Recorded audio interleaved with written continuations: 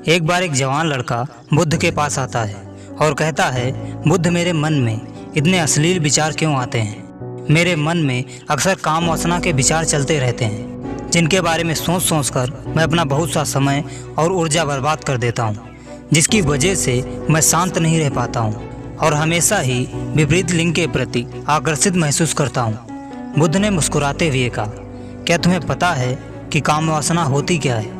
लड़के ने कहा, बुद्ध, मुझे ये नहीं पता कि काम वासना क्या होती है, लेकिन ये जीवन को अस्त व्यस्त कर देती है। बुद्ध ने कहा, सबसे पहले तो तुम ये समझो कि प्राकृतिक रूप से जो भी हमारे अंदर है वह बुरा नहीं है। हमारे शरीर में उसकी कुछ ना कुछ आवश्यकता है। वासना एक प्रकार की भावना है जो हमें किसी चीज़ की कमी का एहसास दिलाती है। फिर हम उस कमी की पूर्ति के लिए आकर्षित होना शुरू हो जाते हैं। जैसे किसी के पास धन की कमी है तो उसके अंदर धन के प्रति आकर्षण यानी धन की वासना उत्पन्न हो जाएगी। तो वासना कुछ और नहीं बल्कि एक प्रकार की ज़रूरत का एहसास है, और जब ये ज़रूरत शारीरिक हो तो हम इसे वासना कह देते हैं। लड़के ने कहा, बुद्ध, ये तो समझ में आ गया कि काम वासना का मतलब क्या है, लेकिन ये हमारे अंदर आती कहाँ से, ये उत्पन्न कैसे होती है? बुद्ध ने कहा, काम वासना कहीं से आती नहीं है, बल्कि ये प्राकृतिक रूप से हमारे अंदर ही मौजूद है, और इसका होना जरूरी भी है, क्योंकि यही मानव जाति के विस्तार का आधार है। लड़के ने कहा, बुद्ध, जब काम वासना प्राकृतिक रूप से हमारे अंदर मौजूद है तब फिर लोग काम वासना को गलत क्यों बोलते हैं? बुद्ध ने कहा, ये एक बहुत बड़ी समस्या है कि लोगों ने काम वासना को गलत नज़रिए से देखना शुरू कर दिया है, इसे दबाने की कोशिश करना शुरू कर दिया है। काम वासना का होना गलत नहीं है, बल्कि काम वासना का बेलगाम होना गलत है। केवल उसी के बारे में हमेशा सोचना, केवल उसी के लिए जीना, केवल उसी को अपने जीवन का लक्ष्य बना लेना गलत है। बुद्ध ने उस लड़के से पूछा, तुम्हें क्या लगता है, क्या जानवरों में भी काम वासना होती है? लड़के ने कहा, हाँ बुद्ध, जानवरों में भी काम वासना होती है, क्योंकि जानवरों को भी अपना अस्तित्व बनाए रखना है, अपनी पीढ़ी आगे बढ़ानी है। बुद्ध ने कहा, फिर हम जानवरों की काम वासना को गलत क्यों नहीं कहते हैं? लड़के ने कहा, पता नहीं बुद्ध, आप ही बताएं। बुद्ध ने कहा, क्योंकि जानवर अपनी काम वासना का उपयोग सिर्फ संतानें उत्पन्न करने के लिए करते हैं, खुशी प्राप्त करने के लिए नहीं, और ना ही सुख भोगने के इरादे से, क्योंकि जानवरों को प्रकृति ने इतनी सोचने समझने की क्षमता नहीं दी है कि वो अपनी काम वासना को अपने क्षणिक सुख का आधार बना सकें। जबकि हम इंसान अपनी सोचने समझने की क्षमता का उपयोग करके प्रकृति में पाई जाने वाली हर चीज़ का अपने सुख और आनंद के लिए उपयोग करने का प्रयास करते हैं। हम इंसानों ने काम वासना के साथ यही किया है, इसे अपने आनंद और भोग का आधार बना लिया है। जिस भावना को प्रकृति ने मानव जाति का अस्तित्व बनाए रखने के लिए हमारे अंदर डाला था, उसे हमने जीवन का सर्वोपरि लक्ष्य बना रखा है, और इंसानी काम वासना का उसके बेलगाम होना ही गलत होने का कारण है। लड़के ने कहा, बुद्ध, लेकिन ये काम वासना हावी होती क्यों है? इसके बेलगाम होने का कारण क्या है? बुद्ध ने कहा, काम वासना के बेलगाम होने के 4 बड़े कारण हैं, जिसमें पहला कारण है जीवन में किसी बड़े उद्देश्य का ना होना। बुद्ध ने उस लड़के से पूछा, क्या तुम जब किसी काम में व्यस्त होते हो तब भी तुम्हारे दिमाग में अश्लील विचार आते हैं? लड़के ने कहा, नहीं बुद्ध, जब मैं व्यस्त होता हूँ तो मेरे दिमाग में अश्लील विचार नहीं आते। बुद्ध ने कहा, हमारा दिमाग एक बार में सिर्फ एक चीज़ के बारे में सोच सकता है, इसलिए जब हमारे दिमाग में कोई दूसरे विचार चल रहे होंगे तो अश्लील विचार आ ही नहीं सकते। अगर हमारे जीवन में कोई बड़ा और स्पष्ट लक्ष्य है और हम उस लक्ष्य के प्रति पूरी तरह से समर्पित हैं, तो हमारे पास कभी इतना समय ही नहीं होगा कि ये फालतू के विचार हमारे मन में घर कर सकें। और अगर ऐसे विचार उठते भी हैं तो हमारे मजबूत लक्ष्य के विचार इन्हें आसानी से हमारे मन से हटा देंगे। लेकिन असल समस्या ये है कि ज़्यादातर लोगों के पास एक स्पष्ट और मजबूत लक्ष्य है ही नहीं। दोस्तों, अगर आपके पास भी कोई स्पष्ट लक्ष्य नहीं है तो सबसे पहले एक लक्ष्य का चुनाव करो।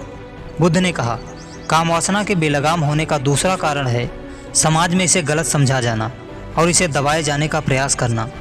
लोगों को एक बड़े तबके ने कामुकता को हमेशा ही शक की नज़रों से देखा है, और इसका सबसे बड़ा कारण है कि हमने अपने यौन अंगों को बाकी शरीर के अंगों की तरह स्वीकार नहीं किया है, जबकि हमारे यौन अंग भी हमारे बाकी अंगों जैसे हाथ, पैर, मुंह आदि के समान ही बस एक अंग हैं जो अपना काम करते हैं, जिसके लिए प्रकृति ने उन्हें बनाया है।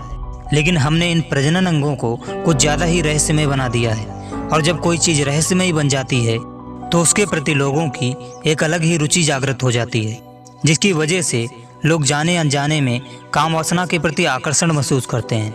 बुद्ध ने आगे कहा, जब किसी विचार को दबाने का, उसका दमन करने का प्रयास किया जाता है, तब वह विचार और मजबूती के साथ उभर कर आता है, और यही काम वासना के विचारों के साथ भी किया जा रहा है। बुद्ध ने कहा, अगर मैं तुमसे कहूँ कि आम के बारे में मत सोचना, तो तुम्हारे मन में सबसे पहला चित्र किस चीज़ का आया?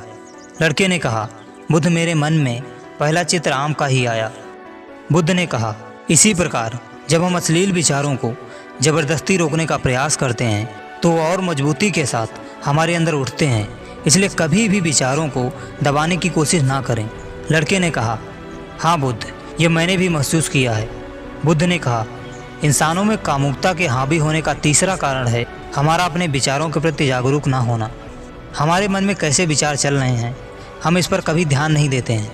हमारे मन में उठने वाले विचारों के बारे में एक अनोखी बात यह है कि जब हम किसी एक चीज़ के बारे में विचार करते हैं तो हमारा मन उसी से संबंधित और विचार हमारे सामने रखना शुरू कर देता है, और फिर ऐसे ही हमारे मन में विचारों की एक श्रृंखला बन जाती है जिस पर हम उलझ कर रह जाते हैं। ठीक ऐसा ही अश्लील विचारों के साथ होता है। हमने एक बार किसी को देखकर अपने मन में एक अश्लील विचार पैदा किया, फिर हमारा मन अपने आप ही इन विचारों की श्रृंखला बना देता है जिनके बारे में सोच सोच कर हम अपनी बहुत सी ऊर्जा और समय बर्बाद कर देते हैं। इसलिए पूरी जागरूकता के साथ अपने अंदर उठने वाले विचारों पर ध्यान देना जरूरी है। बुद्ध ने कहा, अश्लील विचारों के हावी होने का चौथा कारण है बुरी सोच व अश्लील विचारों की सोच रखने वालों की संगति करना।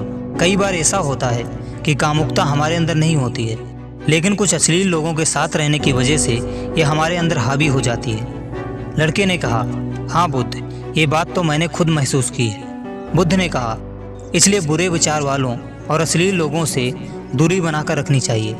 लड़के ने कहा, बुद्ध, ये तो समझ में आ गया कि कामुकता हावी कैसे होती है, लेकिन इसे हावी होने से रोका कैसे जा सकता है। बुद्ध ने कहा, सबसे पहले तो तुम ये समझो कि काम वासना की ऊर्जा को रोका नहीं जा सकता, इसे सिर्फ रूपांतरित किया जा सकता है। और इस ऊर्जा को रूपांतरित करने के दो तरीके हैं, पहला प्रेम और दूसरा है ध्यान। जब हम सच्चे प्रेम में होते हैं तो हमारे अंदर की कामुकता की ऊर्जा हमारी खुशी और आनंद में परिवर्तित हो जाती है। लेकिन ज़्यादातर लोग शारीरिक आकर्षण को ही प्रेम मानते हैं, जो कि ऊर्जा का व्यय है, रूपांतरण नहीं। काम वासना की ऊर्जा को शरीर के अंदर ही रूपांतरित करने का सबसे सफल तरीका है ध्यान। ध्यान के माध्यम से आप अपने अंदर स्थित आनंद के उस केंद्र में स्थित हो जाते हैं जिसके सामने दुनिया का हर भोग विलास फीका पड़ जाता है। ऐसा नहीं है कि आप ध्यान में उतरने के बाद वो सब सोचने व करने में सक्षम नहीं होते, बल्कि आप उसके ऊपर उठ चुके होते हैं, और फिर ये सब हरकतें आपको छोटी और बचकानी लगने लगती हैं। लड़के ने कहा, लेकिन बुद्ध, ध्यान की शुरुआत कहाँ से करें? बुद्ध ने कहा, सबसे पहले तुम खुद के साथ अकेले में समय बिताना शुरू कर दो, क्योंकि जो इंसान जिसके साथ सबसे ज़्यादा समय बिताता है वो उसको सबसे ज़्यादा जानने लगता है। और जब तुम खुद को जानना शुरू कर दोगे तो ये सारे भौतिक सुख तुम्हें छोटे लगने लगेंगे, और फिर एक दिन ऐसा भी आएगा जब तुम्हारे चाहे बिना तुम्हारे दिमाग में किसी भी प्रकार के विचार उठने बंद हो जाएंगे।